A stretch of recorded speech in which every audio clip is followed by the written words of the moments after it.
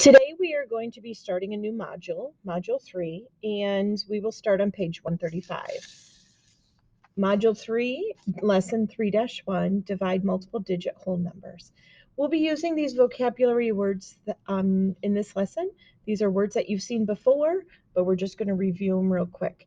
Dividend, divisor, and quotient. When one number is divided by another, result is called a quotient. The dividend is the number that is divided, and the divisor is the number that is used to divide the dividend. So if we take a look at this example here, it says label each part of the division expression with the term quotient, dividend, and divisor. So if we take a look at this, the first word is quotient. Quotient I always think of as the answer. So I'm going to put it on the top here so that it's quotient. It is the answer. So in this problem, 240 divided by 83 is the quotient. It is the answer. The next word would be the dividend. The dividend, as it said up here, is a number that is divided. So that would be the number inside. So let's label this as dividend. And that leaves the last one as our divisor. And that is the one that is used to divide the dividend. So that is the number outside of the bracket. Example 1. If I'm taking a look at this, we have 25,740 divided by 12. So this is just really mainly a review of long division. So I am going to put 25,740 inside divided by 12. And as I take a look at this, we cannot use the 2. I always put something to hold that spot so I'm not moving things all around and putting items in the wrong places. 2 times 12 is 24. Do subtraction. After that, when I'm taking a look to 1 times 12 is 12. Subtract and bring down. This is all review that we have had in the past. So I bring down the 4 and I have 54. 4 times 12, 48. Do the subtraction, we have 6. We bring down the 0. 5 times 12 is 60. We have a remainder of 0. So as I'm looking at this, we can say that 25,740 divided by 12 is 2,145. How can I check to see if the quotient is correct? What is the inverse operation of division? The inverse operation is multiplication. So we could multiply the quotient. That's the answer. So I'm going to multiply the quotient by the divisor.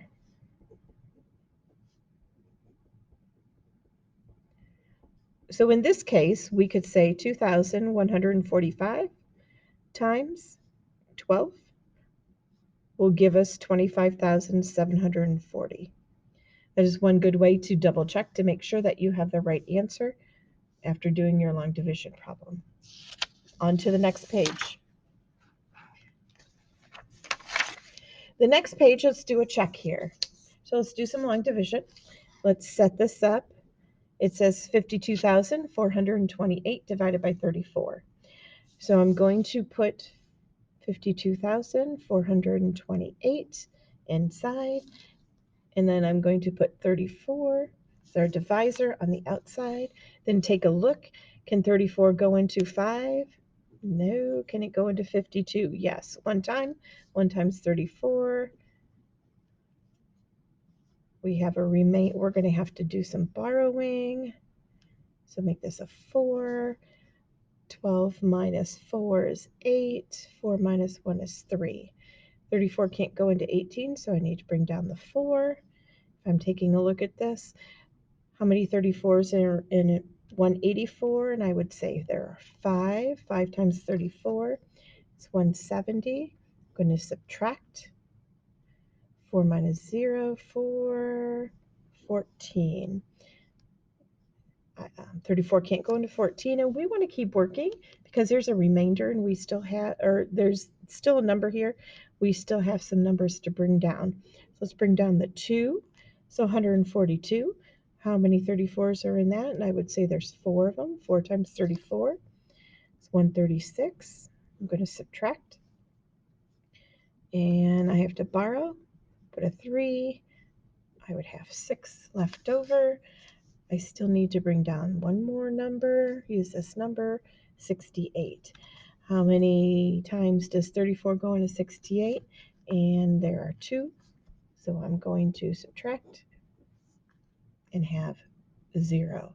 And I could check this. I could say 1,542 times 34, and the answer would be 52,428. Now, that seems pretty easy. We've done those in the past, and you guys are pretty good at that. Let's go on and talk about doing decimals now. So we're going to we're going to divide multi-digit numbers. So if two numbers do not divide evenly, you can write the quotient as a whole number with a remainder. I always tell my sixth graders it's best if we don't use remainders in sixth grade. One thing you can do is to add zeros, and we're going to show you how to do that. Or you can continue dividing by adding a decimal point to the right of the whole number and annexing zeros. So continuing by adding a decimal and zeros. Annex as many zeros as necessary to complete the division. And to complete the division means that you end up with a 0. So here's an example. Here's the way we used to do it. When you were in another lower grades, you would do a remainder 20. You would do the long division 820 divided by 25. And as you go through, you have 20 as a remainder. This is lower than your divisor, so you would use it as a remainder. Here in sixth grade, we're going to start with adding decimals. So instead of just stopping here and leaving the 20, you can put a decimal point after the last number in the dividend, and then you can put that decimal point right above it up here in the quotient in the answer.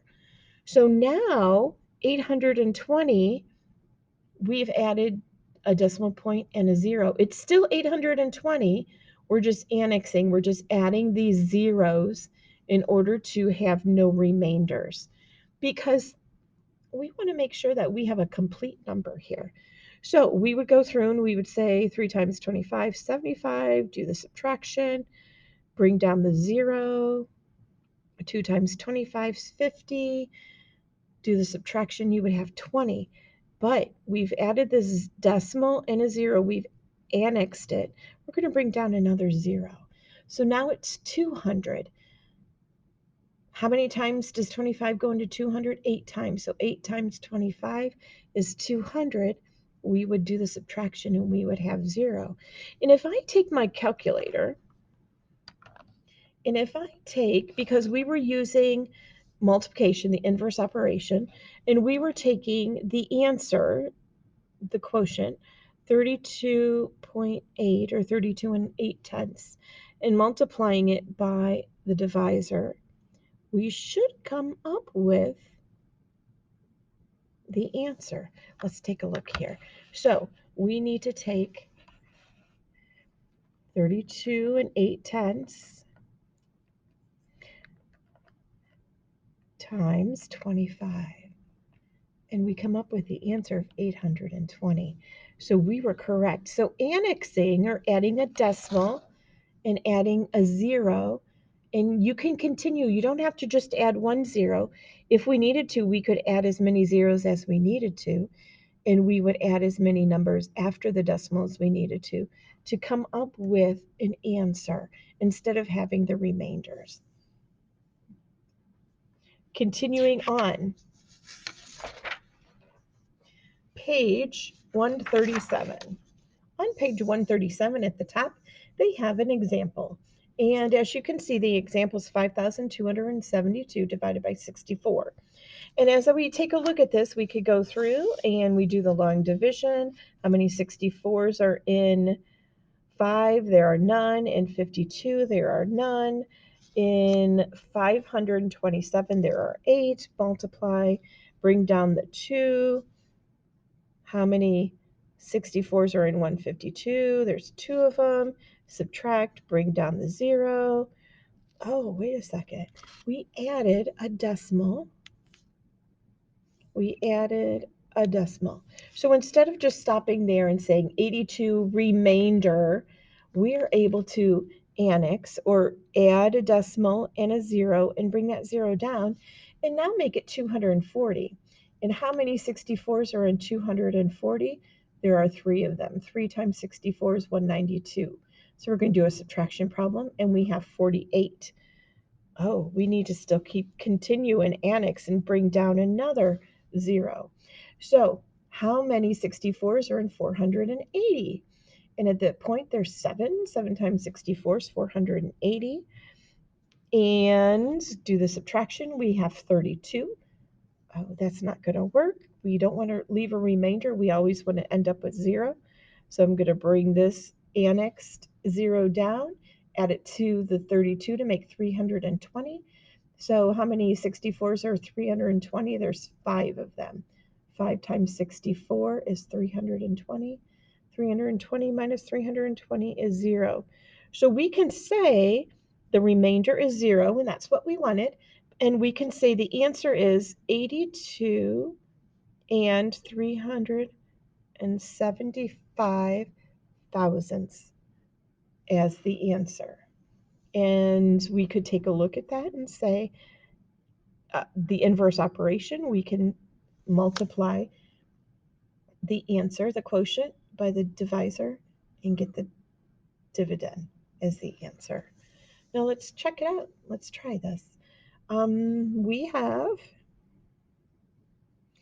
16,047 divided by 60. So as I take a look at this, 60 cannot go into 1. I'm going to put an X there. 60 cannot go into 16. I'm going to put an X there. But 60 can go into 160. Let me get that focused. So 60 can go into 162 times. 2 times 160 is, or I'm sorry, 2 times 60 is 120. I'm going to do a subtraction problem. 0, 6 minus 2 is 4. So I have 40. I need to keep going. I have a 4 I need to use. So let's bring down the 4. How many times does 60 go into 404? I'm sorry, it keeps going out of focus and I need to keep fixing that. 60 can go into 404 6 times. 6 times 60 is 360. So I'm going to subtract. 4 minus 0 is 4. I'm going to borrow. Carry over. 10 minus 6 is 4. So I'm going to keep going because there's a 7 I need to use. How many times does 60 go into 447? That would be 7 times. 7 times 6 is 420. I would subtract. I have 27. I cannot stop there because we do not want to leave a remainder. I'm going to annex. So I'm going to put a decimal after the 7 and put a decimal right above it in the answer. I'm going to go and put it up there and annex the 0. So I'm going to add a 0. I'm going to drop it down. So now I have 270. How many times does 60 go into 270? I could say it could go into 4 times. 4 times 60 is 240. And if I do this subtraction problem, I have 30 left. Oh, wait a second. I cannot leave it as a remainder. So I'm going to annex another 0. You have our permission to do so. So add another 0. And I'm going to bring that 0 down and put it here. And so now I have 300. How many times does 60 go into 300? And that would be 5 times. 5 times 60 is exactly 300. And I have a 0.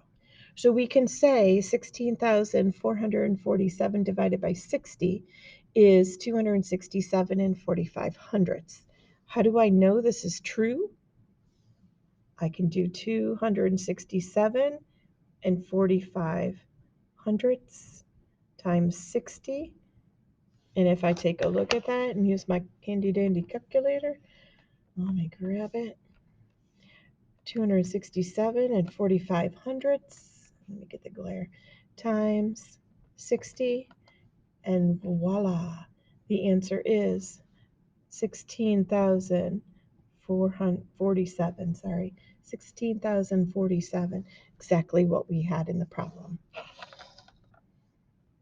How do you know when you're done dividing? This is a question over here on the side. How do we know when we are done dividing? It's a good question to think about. And according to this example we did here, I know I'm done dividing when I have 0. When I have a 0,